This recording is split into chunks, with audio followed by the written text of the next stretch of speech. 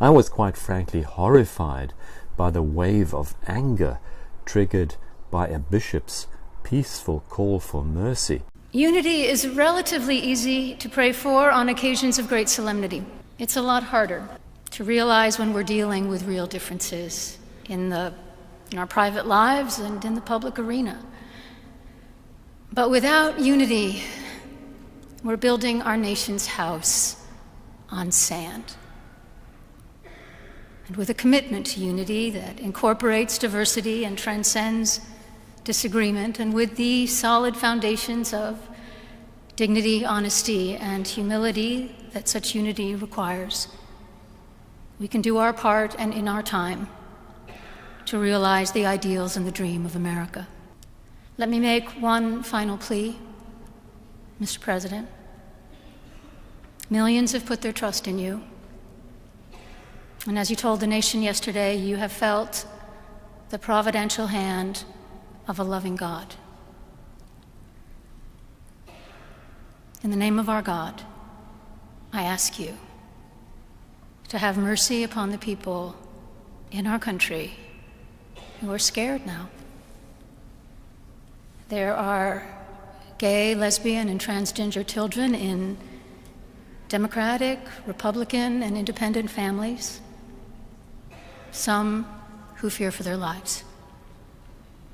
And the people who pick our crops and clean our office buildings, who labor in poultry farms and meat packing plants, who wash the dishes after we eat in restaurants and work the night shifts in hospitals, they may not be citizens or have the proper documentation, but the vast majority of immigrants are not criminals. They pay taxes and are good neighbors. They are faithful members of our churches and mosques, synagogues, wadara, and temples.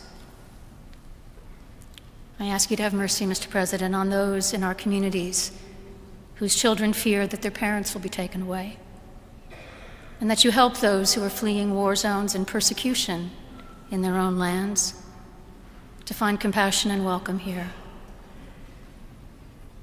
Our God teaches us that we are to be merciful to the stranger,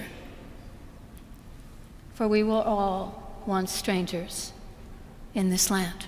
May God grant us the strength and courage to honor the dignity of every human being, to speak the truth to one another in love, and walk humbly with each other and our God for the good of all people in this nation and the world. Speaking on behalf of the powerless who are feeling very afraid at the moment, if the most powerful in the world feel the need to subjugate, feel the need to use hateful language to those who think differently, who believe differently, who are the weakest in society, this gives permission for the rest of society to do the same. Mahatma Gandhi famously once said that the greatness of a nation is measured by the way it treats the weakest in society. The question is, do we want a world led by authoritarians who believe in the power of the strongest, the rule of the strongest, who want a world that is divisive, that is filled with conflict, hate, and retribution? Or do we want a world where people listen to the voices of the wise, who listen to the voices of those who preach peace, kindness, and compassion?